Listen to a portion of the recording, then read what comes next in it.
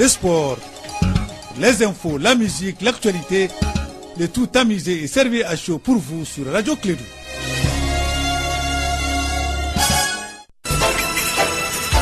Radio Clédou, le journal avec Sotelma Malitaire.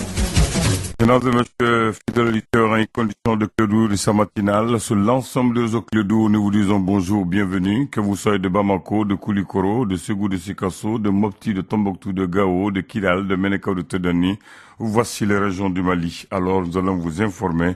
Vous êtes prêts? Il est là, lui il est déjà prêt, il est en forme, il s'appelle Moussa Papa Abdoulaye Aïdara. Moussa Papa, bonjour. Bonjour Abdoulaye Ondane. Bienvenue et très bon réveil. Merci beaucoup. Aujourd'hui, c'est la journée de l'Europe, mais nous sommes en Afrique. Et oui, et nous sommes très ravis de vous savoir aussi nombreux de nous suivre en ce moment. Vous êtes sur Clédou Info et vous avez fait le bon choix. Dans cette édition, nous parlerons de cette maladie silencieuse qui tue par an environ 1200 femmes au Mali. Il s'agit du cancer du col de l'utérus, se développant à partir des lésions dites précancéreuses. La survenue du cancer du col de l'utérus est favorisée par certains facteurs bien connus. Les détails dans la chronique santé. Et c'est aujourd'hui la journée de l'Europe, une occasion d'organiser les activités rapprochant l'Europe de ses citoyens et ses peuples entre eux. Ici à Bamako, l'événement sera marqué par les journées culturelles du 10 au 13 mai. Les électeurs sud-coréens élisent ce mardi leur nouveau chef d'État. Le pays est secoué depuis plusieurs mois par un scandale de corruption qui a coûté son poste à l'ex-présidente Park Geun-hye. Une participation record est attendue. Et les présidents français et américains ont eu hier un premier échange téléphonique. Le terrorisme et le contrôle aux frontières est un sujet de prédilection de l'administration Trump. Le climat et l'accord de Paris est un dossier qui, selon l'équipe Macron, a été soulevé par le nouveau président français. Les détails tout de suite.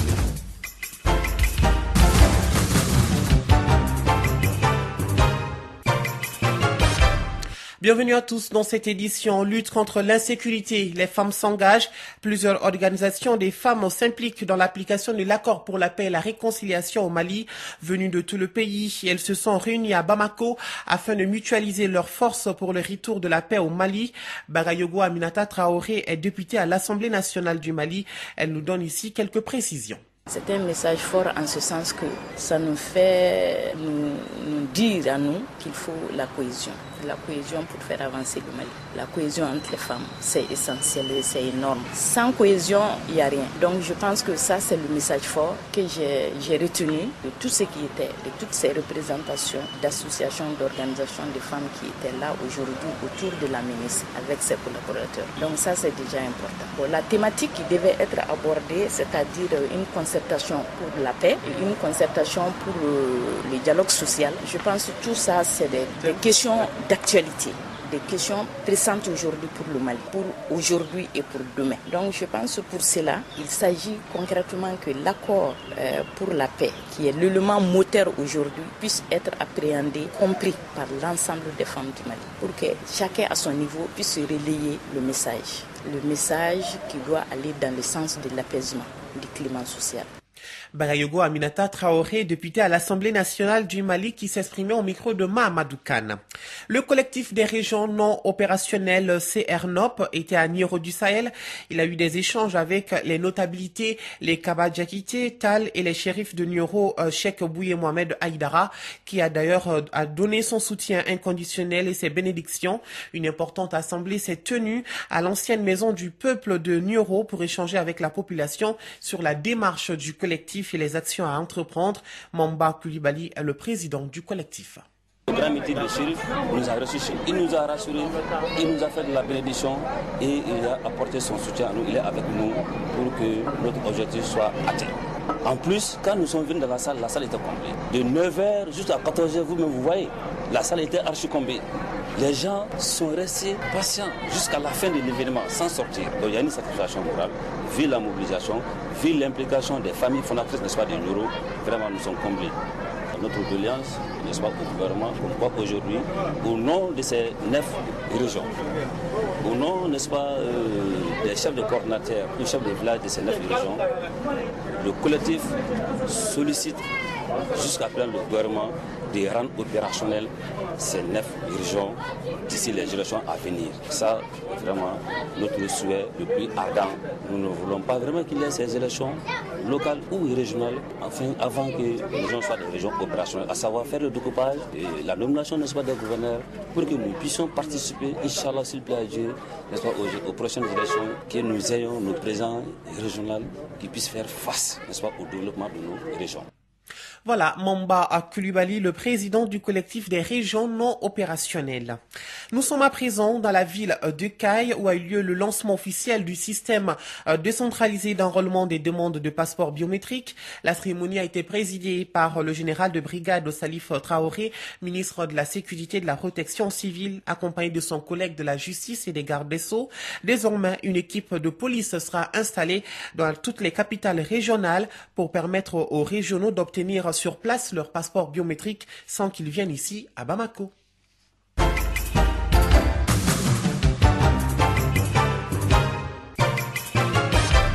Autre actualité dans la ville des Trois-Caïmans, promouvoir les entreprises œuvrant dans le domaine des technologies d'information et de la communication TIC. Telle est l'idée de la 2e édition de TIC Awards qui sélectionnera les 13 meilleures entreprises des TIC au Mali, organisée par l'agence malienne de marketing international AM en collaboration avec Yelin Communication. La finale de cette édition aura lieu le 20 mai 2017 au Grand Hôtel de Bamako. Les détails avec Boubou Doucouré, directeur de Yelin Communication. TIC Awards, c'est un événement qui vise à récompenser les meilleurs acteurs de l'écosystème numérique au Mali et autour d'un événement fédérateur qui puisse permettre justement de renforcer le secteur du numérique et des nouvelles technologies au Mali. C'est la 2e édition. Quelle sera la particularité de cette édition? La particularité de cette 2e édition se situe à 2 niveaux. Le premier niveau, c'est que cette année, nous allons permettre au public de voter pour les nominés via les réseaux sociaux. Et la 2e innovation, c'est que nous allons offrir des formations qualifiantes, diplômantes aux différents lauréats et aussi nous allons aussi leur offrir des mesures d'accompagnement technique et logistique pour pouvoir leur permettre de mieux renforcer les capacités de leurs différentes entreprises. Les retombées de cette activité, d'abord pour les nominés, c'est que nous avons une grosse campagne de communication. Ils seront connus, ils seront très visibles. La 2e chose, c'est qu'ils vont bénéficier de mesures d'accompagnement en termes de renforcement des capacités. Donc je pense que c'est ce qui le retire. Et la 3e chose, c'est la consolidation de l'écosystème numérique qui est essentiel pour le développement ou l'épanouissement de leurs différentes activités. Boubou Doucouré, directeur de Yelin Communication, qui répondait aux questions d'André Traoré. 7h06 ici à Bamako, nous poursuivons avec l'actualité étrangère. Les représentants du Soudan, du Niger, du Tchad, mais aussi de l'Union africaine et Martin Kobler, le représentant spécial de l'ONU pour la Libye, étaient réunis à Alger hier pour la 11e réunion ministérielle des pays voisins de la Libye. L'enjeu est de mettre les pays voisins d'accord sur les discussions politiques et notamment sur la question de la participation ou non des groupes islamistes armés aux négociations.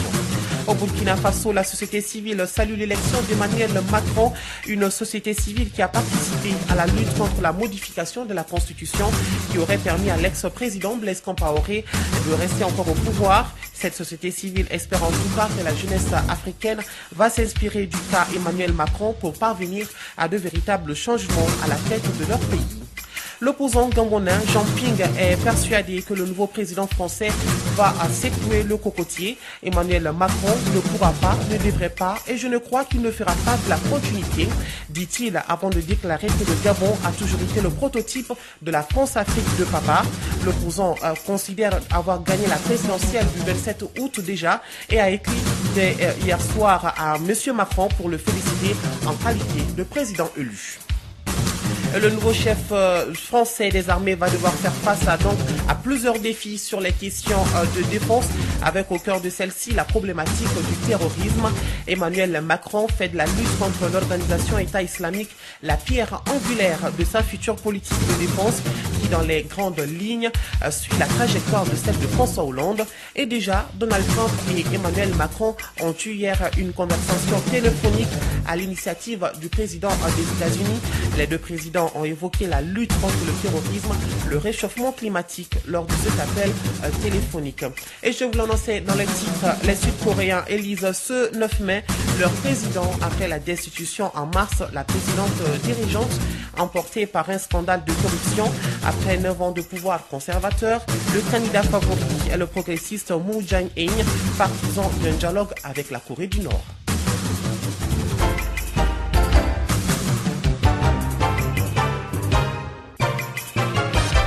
Retour à l'actualité nationale. Célébration hier 8 mai de la journée internationale de la Croix-Rouge. Pour être encore plus proche des populations vulnérables, le mouvement international de la Croix-Rouge a choisi le thème « La Croix-Rouge partout et pour tous ». Ce 154e anniversaire a été une occasion pour les responsables de faire non seulement le bilan de leur activité, mais aussi de se projeter sur les perspectives au Mali. Professeur Abdourahmane Cissé, le président de la Croix-Rouge malienne, selon lui, l'insécurité constitue une menace réelle qui empêche les humanitaires de rendre service aux plus défavorables.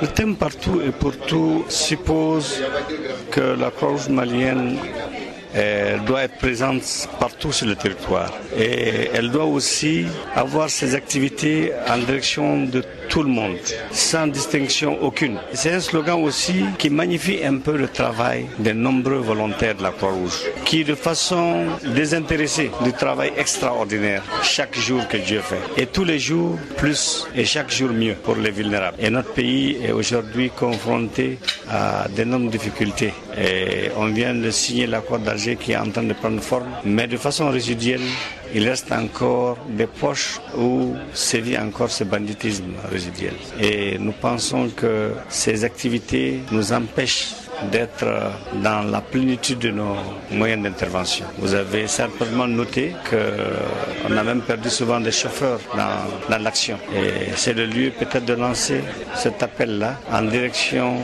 des communautés que nous servons, de savoir que la Croix-Rouge et les volontaires de la Croix-Rouge sont là et ils travaillent avec impartialité, avec neutralité. Les propos du président de la Croix-Rouge malienne, professeur Abdourahmane Cissé, ont été recueillis par Fanta Diakiti. La journée de l'Europe, c'est aujourd'hui 9 mai. Les organisateurs de l'événement ont ambition de mettre en valeur la culture au cœur de la coopération entre l'Europe et le Mali. Des journées culturelles de l'Europe seront organisées du 10 au 13 mai par les institutions et les États membres de l'Union en partenariat avec l'Institut français de Bamako. Écoutons Cécile Toussaint-Pelzmer, chef de la coopération de l'Union européenne au Mali. Pourquoi les journées culturelles de l'Europe? La semaine prochaine, le 9 mai, nous allons fêter la journée de l'Europe.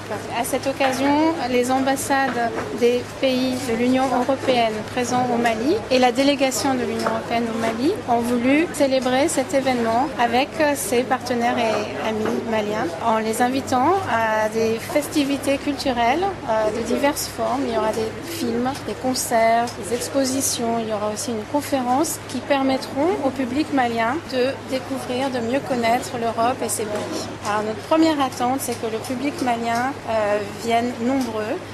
Je précise que toutes les manifestations sont ouvertes au public, sont gratuites, sont d'accès libre. Et évidemment, notre première attente, c'est que le fruit de ce travail et cette envie de partage rencontre le public malien, que nous espérons nombreux. Cécile Toussaint-Pelzmer, chef de la coopération de l'Union européenne au Mali, qui s'exprimait au micro de Mahamadou Kane. Et à l'occasion de cette journée de l'Europe, la radio Clédou vous permet de gagner beaucoup de cadeaux. Aujourd'hui, de 15h à 16h. Alors, vous pouvez participer à un jeu concours de 15h à 16h donc. Alors, et oui, culture toujours. Nous sommes cette fois-ci avec les enfants. L'émission télé-réalité Ministar vient d'ouvrir ses portes comme chaque année pendant les vacances. Elle sera coordonnée cette année par Mbaye Boubacar Diarra. Selon les responsables d'Africable Télévision, au cours d'une conférence de presse, l'idée de cette émission est de mettre en compétition 12 enfants de moins de 12 ans dans la catégorie musique.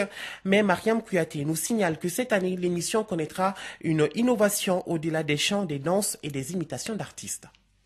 L'émission Ministar, qui avait tendance à imposer aux enfants des imitations d'artistes, des chants, connaîtra cette année une amélioration. L'accent sera essentiellement mis sur la culture, la citoyenneté, la connaissance du Mali, son histoire, sa géographie et ses institutions. C'est ce qu'a déclaré le président directeur général, M. Ismaïla Sidibé. Selon lui, le but de ce changement est de détecter et de promouvoir le génie des enfants et initier aux enfants les notions de civisme et de citoyenneté. Placée sous le signe de la maturité, cette 9e édition de Ministar sera coachée par Mbaye Boubacar Diarra, qui a promis d'ajouter sa touche à l'émission. Nous avons 12 enfants, mais ce n'est pas les 12 enfants que nous voyons. C'est tout le public mondial, que ce soit malien, africain, que nous éduquons en même temps. Parce que les enfants, les enfants appartiennent à leurs parents. Quand on parle d'enfants, on parle de la maman et du papa. Il y a les frères. Donc quand Ministar passe à la télé, c'est toute la famille, c'est une émission profondément culturelle, c'est toute la famille qui s'assoit pour regarder leurs enfants. Donc en le regardant, il y a des messages forts que nous allons faire passer, des messages d'éducation. On va former les enfants, ils vont faire du sport, beaucoup de rubriques, parce que la société de valeurs à laquelle on aspire, c'est les enfants qu'il faut former pour atteindre cette société de valeurs. Sans ces enfants-là, si on ne les forme pas, on n'atteindra pas cette société de valeurs. Merci. Rappelons que Ministar est une émission de télé-réalité qui a pour objectif de distraire les enfants pendant les grandes vacances. Les inscriptions prendront fin le 25 mai et la première production est prévue pour le 6 juillet. Merci Mariam Kouyaté. Place à notre chronique santé du jour. Le cancer du col de l'utérus est une maladie silencieuse. Elle tue par an environ 1200 femmes au Mali. Le dépistage étant le seul moyen de prévention. Au moins 5% des Maliennes le font. À Bamako, le taux de dépistage est de 15 à 17%, d'où l'importance de la campagne de dépistage gratuit du cancer du col de l'utérus dénommée 70, Week-end 70, lancée le mois de juillet passé à Bamako. On en parle dans la chronique santé. La campagne Week-end 70 est une initiative du ministère de la Santé et de l'Hygiène publique et l'Amicale des femmes d'Orange Mali. Il s'agit à travers cette campagne de lutter contre le cancer du col de l'utérus qui fait des ravages au Mali. Professeur Ibrahima Teguete, chef de service gynéco-obstétrical au CHU Gabriel Touré. Chaque année, c'est une maladie qui tue 1200 femmes au Mali et on découvre 1400 nouveaux cas. C'est une maladie qui ne naît pas en un jour. La survenue de cette maladie se fait sur 5, 10, parfois 20, voire 30 ans. Et pendant cette période-là, où la femme ne se plaint de rien, on peut voir les signes précurseurs, les signes qui précèdent la maladie, les traiter et la femme bien suivie ne fera pas le cancer. Malheureusement, au Mali, quand on prend l'ensemble de la population féminine, le taux de couverture en dépistage du cancer du col de l'utérus ne dépasse guère 5%. 95 autres n'ont jamais fait le dépistage. Quand on prend Bamako, la couverture en dépistage du cancer du col est de 15 à 17%. Les 80 à 83 autres n'ont jamais fait le dépistage. Ceci explique les conséquences dramatiques en termes de mortalité. Du lancement au mois de juillet à nos jours, le constat est plus ou moins satisfaisant. Alors qu'au bout d'un an, 70% des femmes bamakoises devraient faire le dépistage du cancer du col. Professeur Tekete. Malgré qu'il y ait des résultats satisfaisants, au rythme où on va, il y aura des difficultés à atteindre les objectifs assignés parce que c'est un objectif ambitieux qui nécessite une mobilisation importante. Pour les 2 premiers mois d'activité, nous avons fait un peu plus de 10 000 femmes. Ceci équivaut à peu près à l'activité en routine chaque année, ce qu'on fait à Bamako. On peut dire bravo, mais ce n'est pas de ça qu'il est question. Nous nous sommes assignés des objectifs et il faut atteindre ces objectifs parce que la maladie se présente avec une certaine acuité et il est urgent d'enrayer cette maladie-là. Au total, 27 structures, notamment les hôpitaux, les CCRF et les CESCOM dans chaque commune, ont été dotées en moyens pour bien mener le dépistage des femmes. Cependant, quelques difficultés dans la mobilisation communautaire sont à signaler. Dans certaines structures, on n'a jamais atteint 20 femmes par jour. Dans certaines structures, on a des recrutements journaliers de 2 à 3, voire 4. Là où ces difficultés existent, en général, on va trouver que les associations de santé communautaire ne sont pas pleinement impliquées dedans. Et ceci est un appel que je lance aux associations de santé communautaire. Le dépistage du cancer du col est une activité de prévention. C'est l'activité numéro 1 pour les structures de premier niveau du système de santé, c'est-à-dire les centres de santé communautaires. C'est pourquoi les associations qui gèrent ces structures doivent faire de cette activité une priorité et un défi à relever. Selon le professeur Ibrahima Tekete, parmi les structures habilitées, seulement quelques-unes se donnent corps et âme pour la réussite de cette campagne. Je peux citer le centre de santé communautaire de Boulkasombougou 1, le centre de santé communautaire de l'Hippodrome à Sakohi, le centre de santé communautaire de Yirimadio. Ce sont des structures qui vraiment font beaucoup de choses dans ce sens. Cela veut dire que les autres aussi peuvent le faire. La réussite de cette campagne demande l'implication de tous et chacun, car les indicateurs au Mali ne sont pas à hauteur de souhait. Seulement 5% des femmes ont déjà fait le dépistage du cancer du col de l'utérus. La chronique santé, une réalisation de Fanta Diakiti. Et pour vos prévisions météorologiques, le ciel sera clair à peu nuageux sur l'ensemble du pays, excepté les parties sud des régions de Caille, Koulikoro, Sikasso, où il sera peu nuageux à nuageux.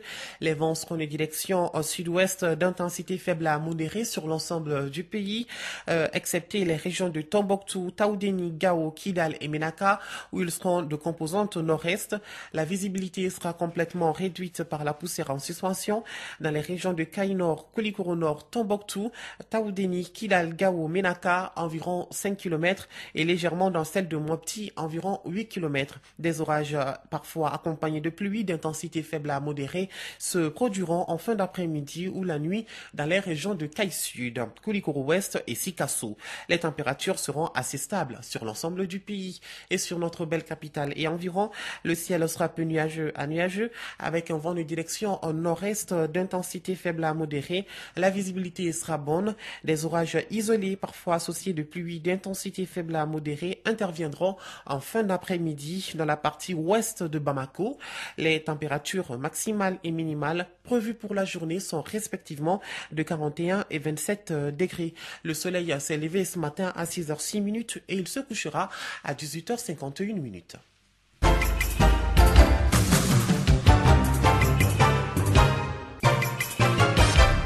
Nous sommes à la fin de cette édition, mise en onde par Abdoulaye Andane, présentée par votre humble serviteur Moussa Papaïdara. Merci à vous de nous avoir suivis. L'actualité sportive vous sera décortiquée à partir de 7h50 par Sekou Kone.